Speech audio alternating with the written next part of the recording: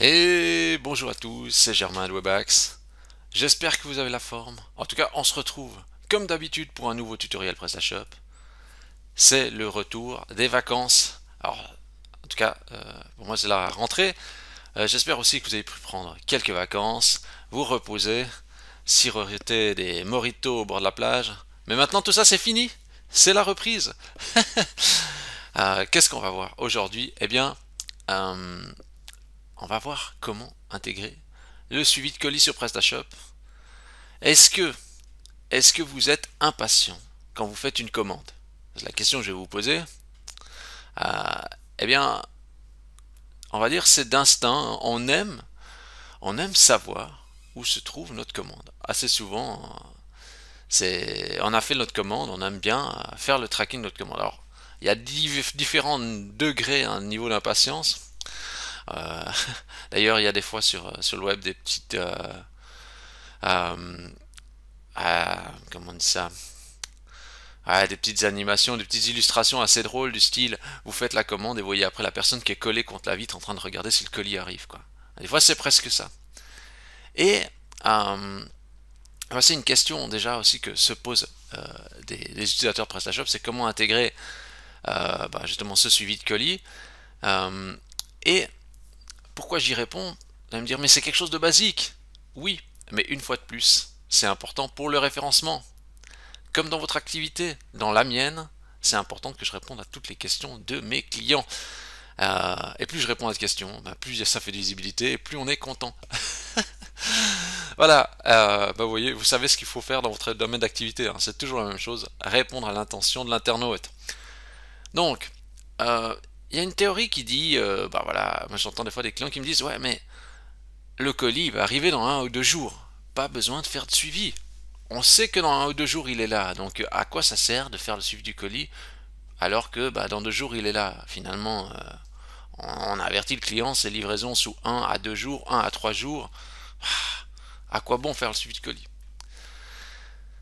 Alors là, de nouveau, c'est oui mais non.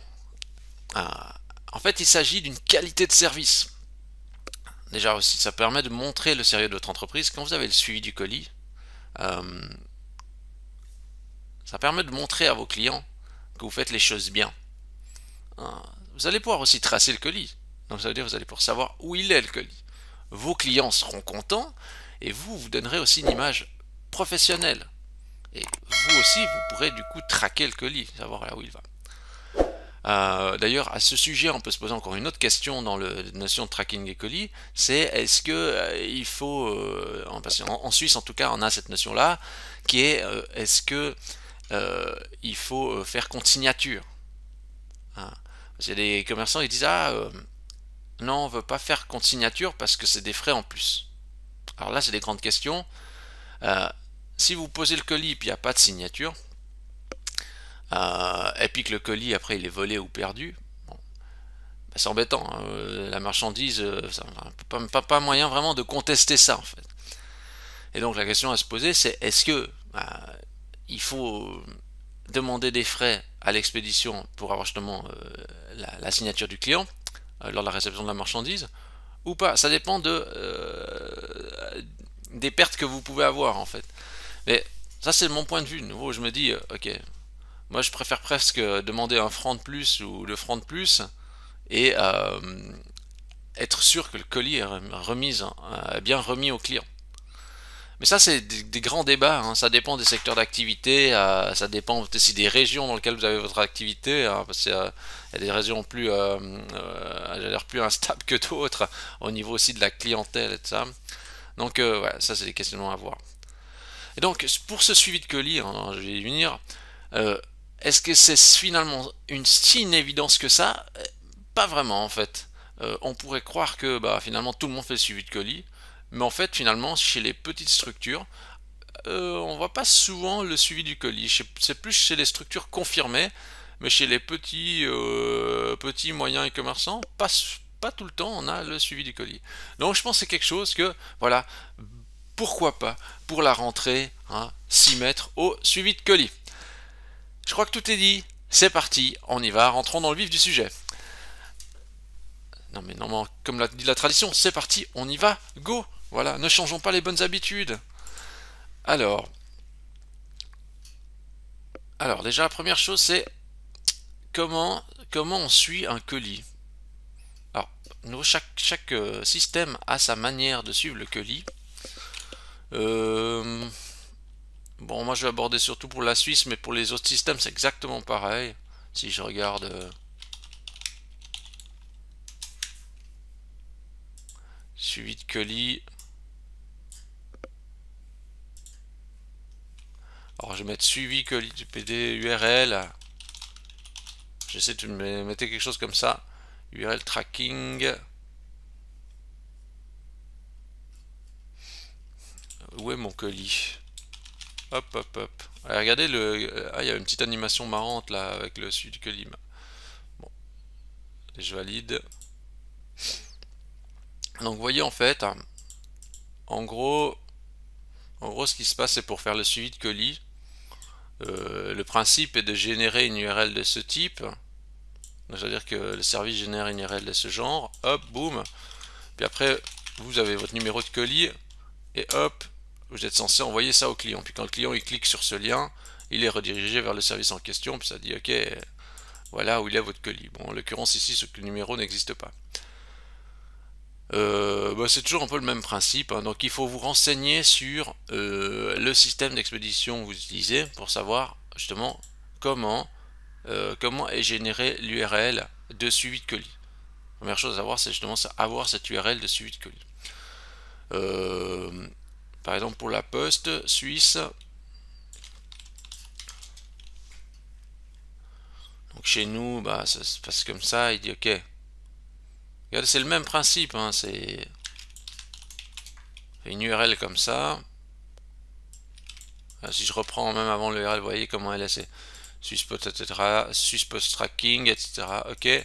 Puis à la fin, on met le code. Voilà. Puis si je valide l'URL, boum, ça me dit ok. Là en l'occurrence, je pense que c'est pour une démo. Donc on a toutes les infos, voilà, liées au colis. Donc en gros, ouais, en gros cette URL là va générer le suivi tracking. Ok. Bon, maintenant on a les infos de base. Ce qu'il faut, c'est juste comment générer ça dans le PrestaShop. Alors, la première chose qu'il faut faire, c'est intervenir au niveau du transporteur. Donc dans les transporteurs, ici on a transporteur. Qu'est-ce qu'on a comme transporteur? Je vais prendre lui par exemple. Vous voyez ici on a l'URL de suivi. Et c'est écrit justement pour le suivi du colis, place le caractère hâte là où la référence doit apparaître et sera remplacée automatiquement par le numéro de suivi. Donc, en l'occurrence chez nous ça donne donc c'est l'URL qui est donné ici, hein. Et en fait ici, plutôt que de mettre le numéro de suivi en dur, je vais mettre le hâte et lui il sera remplacé dynamiquement par le numéro de suivi. J'imagine que pour par exemple DPD ça serait le même principe, on mettrait comme ça après hâte, voilà. Pour les autres systèmes ça c'est exactement le même principe, je vais pas tous les faire mais je pense là vous avez compris. Moi je fais juste ça en fait, voilà. Et maintenant ce qu'il faudrait que je fasse c'est que je teste, voir déjà ce qui se passe. Donc je fais déjà juste une commande classique. Je me répète déjà, mais en fait, dans le processus d'inscription, si je regarde, je sais pas ce que vous pensez, hein, mais en tout cas, personnellement, je trouve que d'avoir chaque fois ça partout, hein, ça perturbe la lecture pour rien en fait. Seules les lettres et le point suivant un espace, on comprend même pas ce que ça veut dire. Je vais montrer ça à quelqu'un, je pense qu'il comprend même pas ce que ça veut dire. Personne ne dit ça. Faut qu'ils enlèvent ça. Enfin, moi en tout cas je masque ça dans les formulaires d'inscription. Et aussi enlever, désactiver vraiment tous ces trucs, hein. Toutes ces options. Non mais remplir 4 checkbox, non mais ça n'a pas de sens. Dans la configuration standard, il semble qu'il ne devrait pas y avoir tout ça. Ça devrait être des options qu'on configure en avancée. Je sais pas pourquoi ils le mettent tout en standard, mais je trouve que ça fait vraiment beaucoup, hein.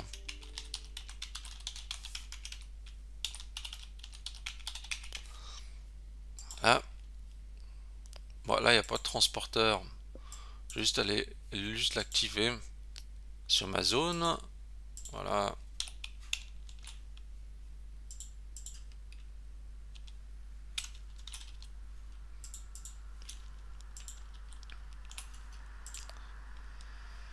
Voilà, ok. J'ai fait ma commande. Donc, je suis un client, j'ai commandé. Maintenant, je vais aller voir la commande.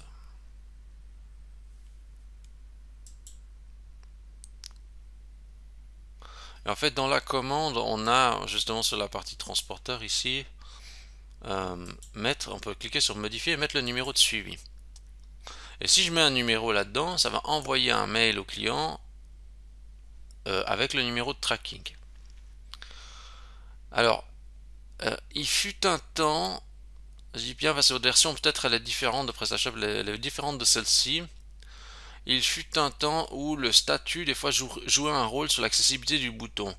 Ça veut dire que la mention numéro de suivi apparaissait que lorsque la commande était passée par un état du style expédié, ou quelque chose comme ça.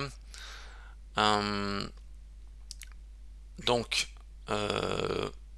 vérifiez si jamais cette notion n'apparaît pas chez vous, que vous ne pouvez pas utiliser le suivi de colis.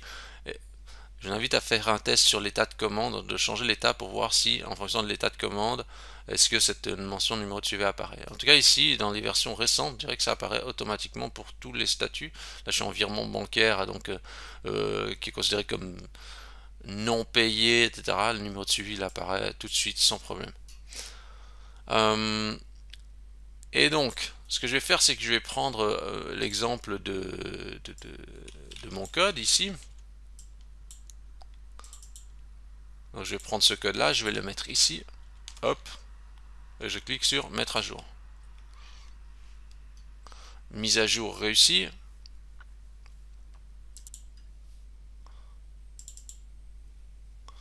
Donc je vais juste ouvrir le mail que j'ai reçu. Donc vous voyez ici j'ai reçu un mail, bonjour, votre commande est en route. Donc là c'est du côté client, hein. Vous pouvez suivre la progression, donc vous voyez ça a généré l'URL ici et puis ça a remplacé le @ par mon code que je viens de saisir. Si je clique dessus, boum, ça me renvoie directement vers le site de la poste avec le suivi du colis. Donc ça c'est vraiment top. Ça c'est vraiment quelque chose de vraiment d'intéressant. Alors bien sûr, on va dire que ça demande une manipulation supplémentaire parce que vous allez devoir saisir le code à l'intérieur. Mais pour l'expérience client, c'est vraiment intéressant. Bon, vous aussi de votre côté, c'est intéressant parce que quand vous êtes ici, vous avez après le numéro de suivi. Bah, si le client vous dit ah, elle est où ma commande, etc. Vous n'êtes pas dans l'ignorance la plus totale. Vous pouvez aller suivre le colis et lui donner des informations. Et ça, c'est intéressant aussi pour vous. Donc, ne voyez pas forcément que sur l'avantage que sur le client. Pour vous, il est bien aussi réel. Mais ça demande effectivement une notion de saisir le code, ce qui demande un petit peu plus de travail. Après, il y a un autre point aussi à aborder, c'est la qualité du message qui est relayé. Bah, c'est vrai que vous allez dire, ok, super, ça marche. Mais il y a des petites choses sur lesquelles il faut peut-être travailler, c'est que vous voyez ici, c'est écrit, votre commande est en route, vous pouvez suivre la progression de votre adresse suivante. Voilà. Imaginons, vous venez de faire ça,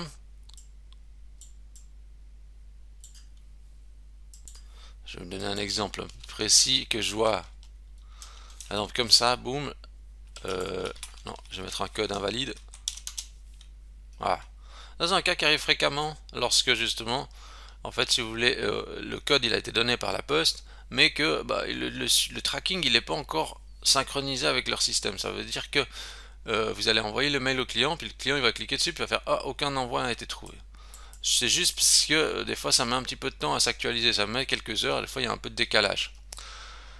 Donc, ce qui peut être intéressant, c'est de travailler en fait le mail, le mail de confirmation qui est par exemple ici dans mail, on a affaire, il s'appelle par exemple in transit, c'est celui-là, voilà.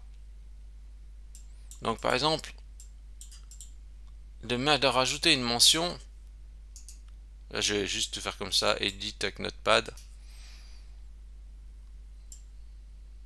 D'ailleurs c'est très pratique, hein, moi je dirais de faire comme ça.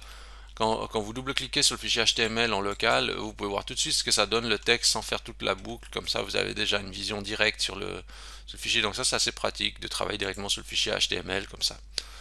Donc là, je vais rajouter après, quelque chose après le follow-up là. Donc je vais aller follow up là. Par exemple là, ce qui peut être intéressant, c'est de faire quelque chose du style. euh, Ça, c'est des petits détails, mais dire attention.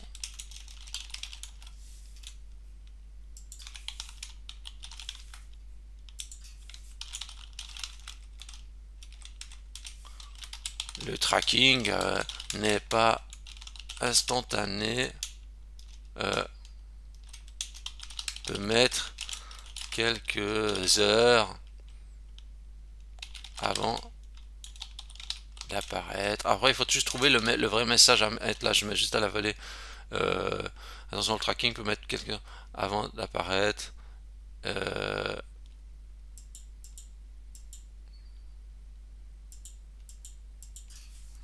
Tracking du colis. Si celui-ci ne s'affiche pas, veuillez veuillez veuillez à nouveau plus tard. Ah, un truc comme ça. Je sauve. Ouais.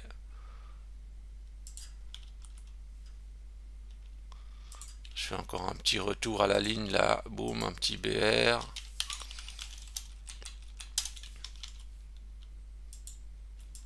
Voilà.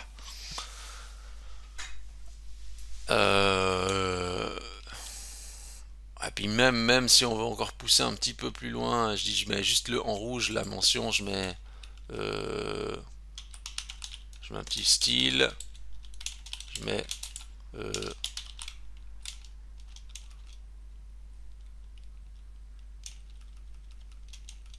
je vais mettre spam, style,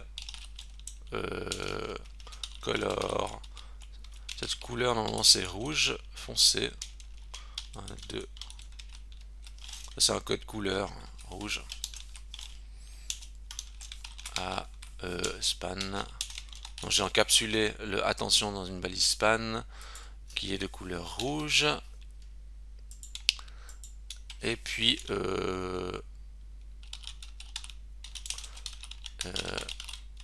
je souligne donc avec le texte décoration, je mets texte décoration underline souligné. Voilà, j'ai juste de faire ça comme ça. Voilà. Attention, voilà. Donc du coup en fait, qu'est-ce que ça évite ça? Ça évite aussi que les gens ils disent j'ai cliqué mais ça apparaît pas. J'ai cliqué mais j'arrive pas à voir mon colis. Vous voyez, c'est se prémunir de toutes sortes de problèmes. Et là il suffit juste de rajouter ça. Euh, Tout comme en fait, vous pouvez très bien vous dire aussi, voilà, pourquoi encore recontinuer à rabâcher les mêmes choses comme ils le font dans l'exemple. Bah, vous n'avez pas besoin forcément de tout rabâcher, de dire ah, si votre commande, truc, etc. Bah, si vous n'avez pas besoin de tout ça, vous enlevez. Des fois, il y a trop de code, quoi. First text, second text, bah, j'enlève. Regardez si je reviens sur ma page. Voilà. Vous voyez, ce que je veux dire, c'est qu'il faut penser à essayer de réviser des fois les textes des messages et améliorer leur qualité. Et bien sûr, ne pas l'oublier pour le faire pour plusieurs langues, si vous avez plusieurs langues, quoi. Pensez pour une manière à toujours garder une parité entre les différents textes, parce que sinon après vous vous retrouvez avec des textes français bien travaillés, puis les textes dans les langues étrangères pas du tout travaillés. Donc quand faites un changement sur une langue, essayez de le faire aussi sur les autres. Et enfin, le dernier point, c'est essayer aussi de limiter les mails. Parce que ici, vous voyez, en l'occurrence, je me suis inscrit, j'ai reçu un premier mail qui me dit, bon bah bonjour, vous êtes inscrit, etc. Après, j'ai reçu un deuxième mail qui me dit, il y a un attente de virement bancaire. Un troisième mail qui me dit, merci d'avoir effectué votre commande. Puis un quatrième mail qui me dit, bah voilà, le suivi du colis. Alors, le suivi du colis, bah ok, il est nécessaire. La confirmation de commande. Voilà. Il aurait pu être groupé avec virement bancaire, mais finalement, ça c'est le fonctionnement de PrestaShop, ça fait en deux mails différents. Bon, bah voilà. Mais c'est vrai que le premier mail, est-ce qu'on est encore obligé d'inonder le client avec merci d'avoir créé un compte sur notre client, sur notre plateforme. Ça, c'est le genre de petits détails que je dis, ok, ben finalement, ça c'est des choses que vous pouvez désactiver pour éviter d'inonder le client de mail. Parce que pour finir, entre tous ces mails, c'est oppressant et puis ça remplit la boîte mail du client. Donc vous allez juste dans les paramètres de la boutique, client, envoyer un mail après la création du compte, vous mettez ah non. Voilà. Puis d'ailleurs, à ce sujet, regardez, en plus on est là-dedans, donc si vous n'avez pas besoin des dates de naissance de vos clients, mettez ah non. Les offres partenaires, pareil, ça il faut absolument désactiver. C'est une des checkbox qu'on a vu avant à l'inscription, que vous pouvez retirer. Voilà. Écoutez, moi je crois que tout est dit. Alors, finalement, c'était assez simple. En fait, la difficulté là-dedans, c'est de saisir ces codes, hein, et puis de s'y tenir. Et réfléchissez aussi avec chose que je n'ai pas vraiment abordée, c'est de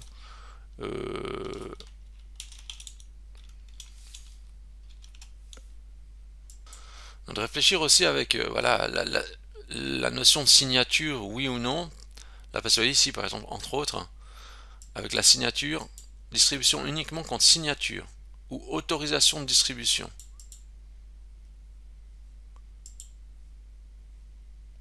Responsabilité jusqu'à une concurrence de 1500 francs. Donc vous voyez, vous avez une couverture jusqu'à 1500 francs, si apparemment c'est la perte ou s'il y a quelque chose, et 2 francs. Donc c'est un coût forcément, mais il faut peser. Est-ce que vous avez des pertes de colis? Est-ce que vous avez ce genre de choses? Est-ce que vous avez du vol? Est-ce que... ça c'est aussi une question à se poser. Je veux dire, en même temps que vous faites le tracking du colis, posez-vous cette question sur, est-ce qu'au niveau de justement de la remise du colis, est-ce qu'il faut s'orienter vers ça? Voilà. Bon, écoutez, je crois que tout est dit. Maintenant, c'est à vous de jouer. Si vous avez aimé cette vidéo, vous pouvez liker la vidéo, vous pouvez vous abonner à la chaîne YouTube, vous pouvez donner 5 étoiles à Webax dans Google, ça me fait toujours très plaisir. Et sur ce, bonne reprise à tous et à la semaine prochaine.